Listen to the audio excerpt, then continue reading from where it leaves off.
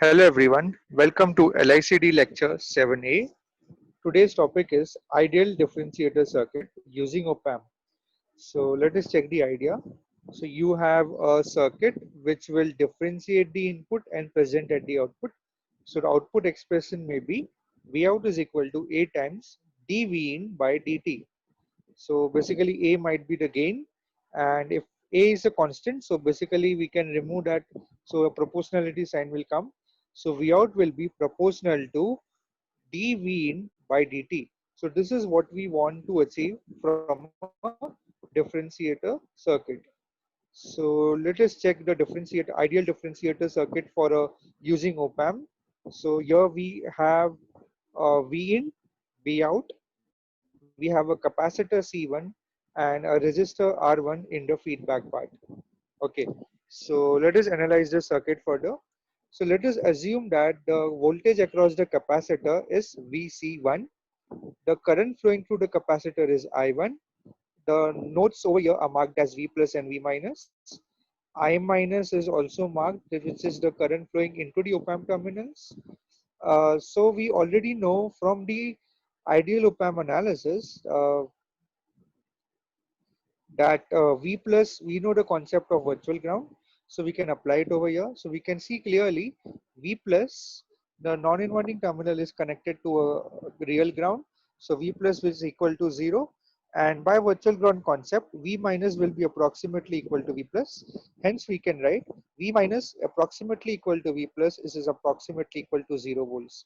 So basically we can say that V minus terminal is at virtual ground.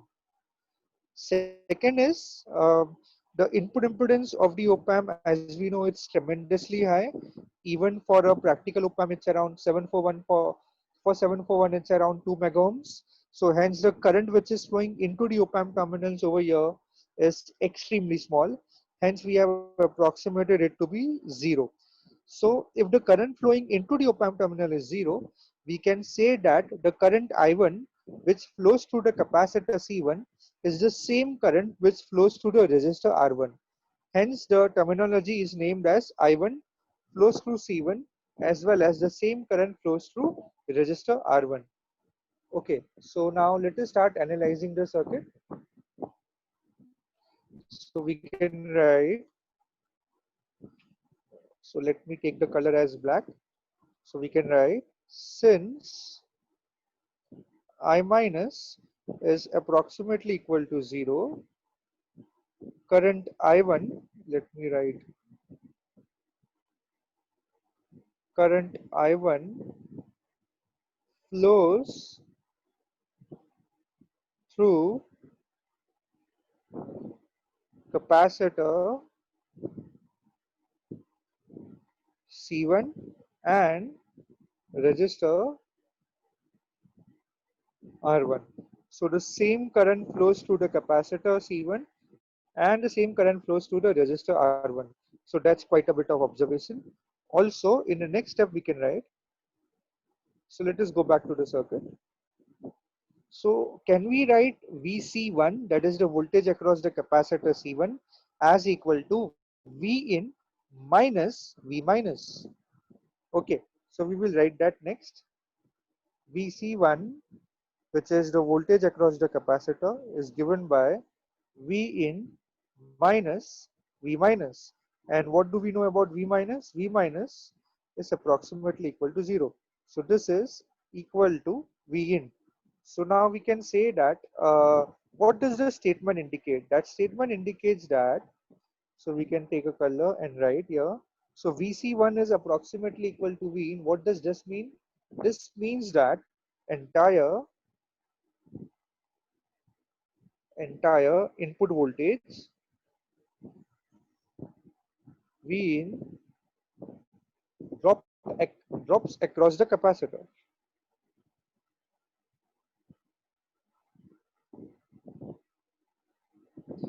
Drops across capacitor C1. That's the meaning of the statement. VC1 is equal to approximately equal to V. Let us box it.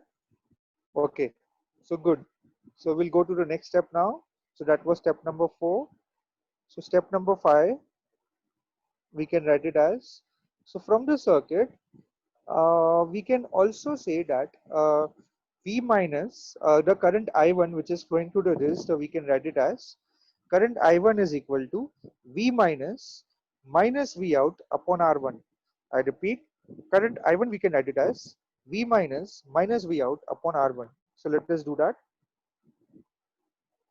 So we can write current, let me select the color as black, yeah.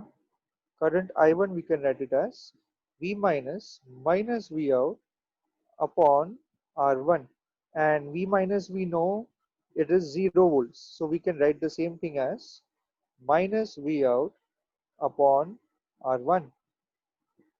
Okay, so that's good to know. Okay, fine. The current I1 is also flowing through a capacitor C1, and we know that the current flowing through capacitor can be given as, so we know that we can write it over here. Current flowing through a capacitor is always given by the formula C dV by dt. So this will be basically the voltage across the capacitor. In our case, we have I1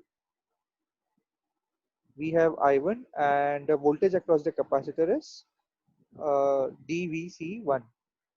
So that's the equation we have. Okay, so here we can also write in step number 6 that the current I1 can also be written as C1 times dVc1 divided by dt. Okay. Now, do we know the value of Vc1? Yes, Vc1 is approximately equal to V in. So we'll write over here is equal to C1 dV in divided by dt. So that's what we have written. And we can see that from step number 5 and 6, the currents are the same, because step number 5 shows that the current flows through the resistor R1, and step number 6 shows that the current is flowing through the capacitor. So we can equate these two. So we can equate and we can write C1 dV in by dt is equal to minus V out divided by R1. Okay, so we are very close to our result. So we can write now in step number 8, just a mathematical step, cross multiply. So V out we can write it as, so V out is equal to minus R1 C1 into dV in by dt. Is this our equation for the differentiator? Yes, it is. So we can see clearly this term is a constant. So we can write easily V out is proportional to minus of dV in by dt. So basically that's a differentiation. So this is differentiation. So output is converting my output is proportional to my differentiation of the input. So that's the differentiator rule. Why the minus sign? Minus sign is because here we have applied the input to the inverting terminal. That's why the minus sign. So do not worry about the minus sign. So what when can we say over here? We can say that finally the above circuit. So the circuit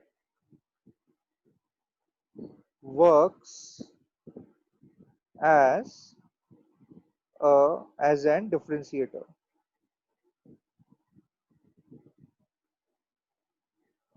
So the circuit works as a differentiator.